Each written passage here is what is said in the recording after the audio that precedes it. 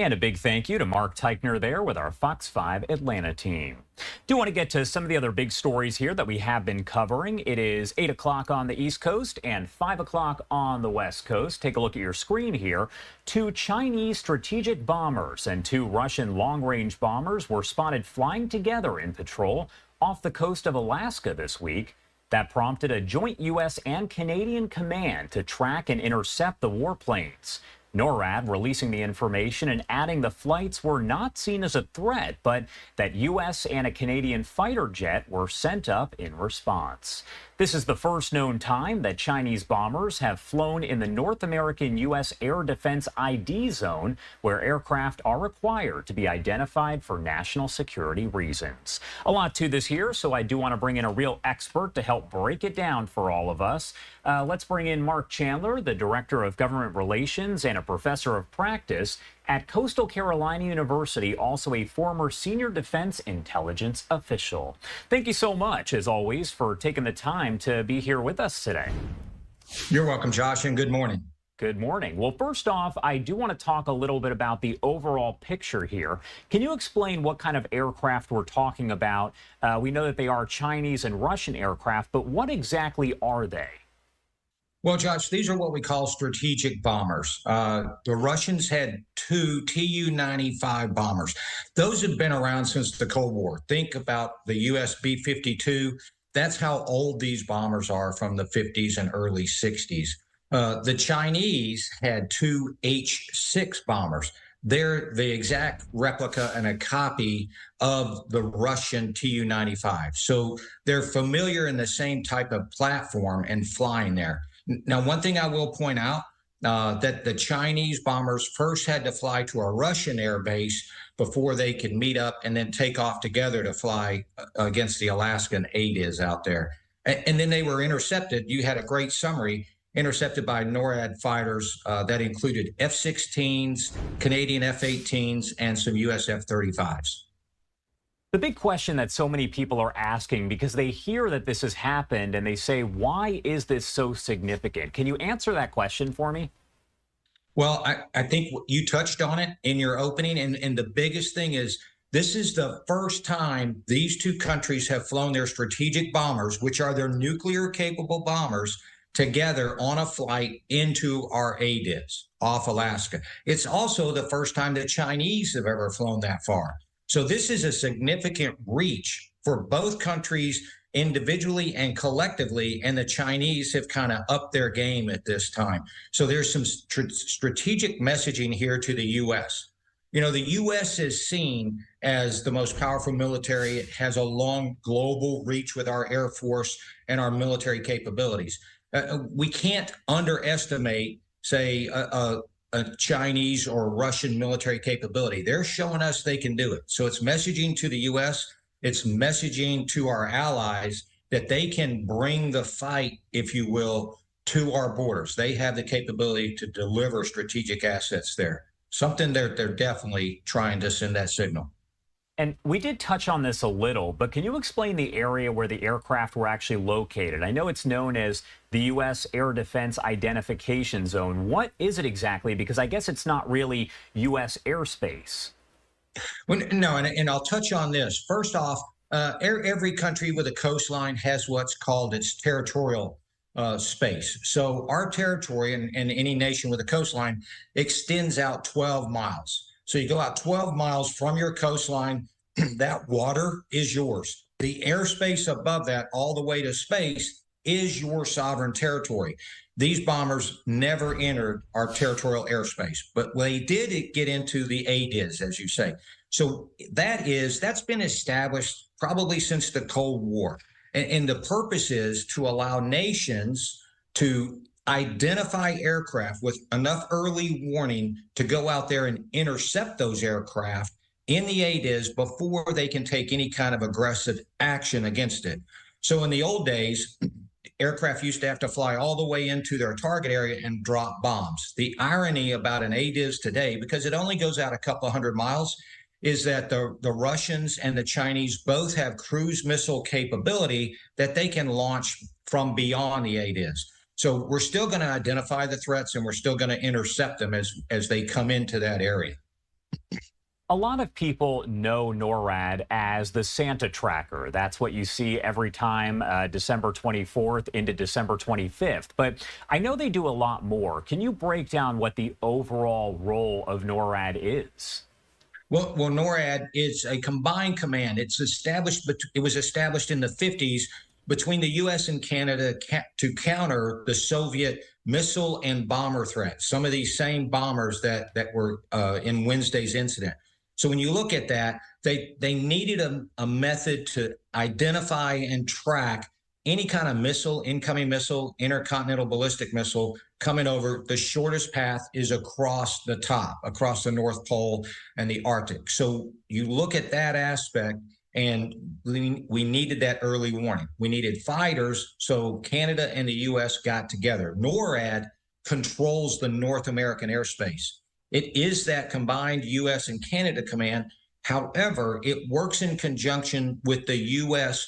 NORTHCOM, and that's a U.S. only command. It's at Peterson Air Force Base in Colorado Springs. Both commands are located there. So that's where the command and control for all defense, air defense of the United States and Canada come from. NORAD saying that these aircraft did not appear to be a threat. We've said that a few times, but if that's the case, why would they send the U.S. and Canadian fighter jets up in response? And what do those jets actually do when they're there? Well, first and foremost, NORAD released that statement about not being a threat after the intercepts.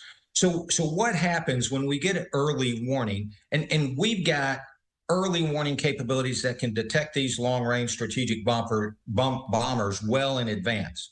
But we have to send aircraft up, the fighter intercepts, for a visual inspection. So we'll launch the reaction force of fighters up to intercept them, and they have to get close enough to those bombers to make sure they don't have any cruise missiles on the wings or hung anywhere on those aircraft that can launch. Now, what they can't see would be any cruise missiles that are up in the bomb bays inside the aircraft. But we have to get an immediate visual inspection, and that requires flying close to those aircraft. I mean, there have been incidents where 200 feet might be close enough, but the Soviets fly a lot closer. The U.S. has gotten closer. The Chinese get closer 20 feet. There's been some bumping. So those intercept aircraft will stay with the threat aircraft in this case and ensure that they don't start to veer toward a threat path toward the United States. If they do, then you're going to see a little bit of nudging, aerial nudging in the air where the fighters try to steer them back away from any kind of threat vector. So the fighters will stay with them. We'd have to guarantee they're not a threat. Those fighters that we send up are armed with live air-to-air missiles in case they do have to engage the bombers. Any surprise that NORAD did release this information to the public? Well, no, I'm not surprised. When I worked in DOD, we would get early warning of this. We would send the fighters up. We'd intercept. We would ensure that there's not a threat to the United States or Canada. And after that time, just as kind of a confidence building measure to show that we can detect this threat early enough, we can defend the continental United States, we're going to release that statement. It's kind of a confidence building to show that we do have the capability and that we're countering the messaging that, in this case, Russia and China are trying to send to the public. This is a tough question, but what is the current relationship between China and Russia and their relationship overall with the U.S. and Canada? Well, like any good relationship story, it's complicated. First and foremost, China and Russia, and primarily as the Soviet Union, were fighting for supremacy of the communist world. They wanted to be the global communist leader. As a matter of fact, in 1969, they fought a vicious 7-month border war. And so you can see the historic animosity is there between China and Russia. But that old maxim, the enemy of my enemy is my friend, seems to play out what's happening today because both focus on the United States as an enemy. So that is bringing them together to operate like this. The concern is that togetherness is growing. It might be passing, it might be a target of opportunity, if you will, but it's growing. Just 2 weeks ago, they conducted a combined live fire exercise, Russia and China, in the South China Sea. And these type of aerial, not engagements, but combined operations along with naval operations have been occurring and growing in sophistication over the last 4 years. They had 11 ships off the Alaska coast last year. And so you start to look at this growing threat and togetherness. It's all focused against the United States and our allies, and not just China and Russia. This March, China, Russia, and Iran conducted a combined naval exercise in the Gulf of Oman. So you can see that the one common denominator is the U.S. and what they can do to destabilize or threaten the U.S. at that time. All right, Mark Chandler, as always, thank you so much for taking the time to join us and break it all down. Anything else you want to add about any of this before I let you go? Yeah, Josh, I'd just like to put on my strategic intelligence hat just for a moment and kind of give this perspective. You know, in intelligence, our job is not to tell you what you want to hear, but to kind of tell you what you need to hear and focus on kind of the future, kind of the strategic picture.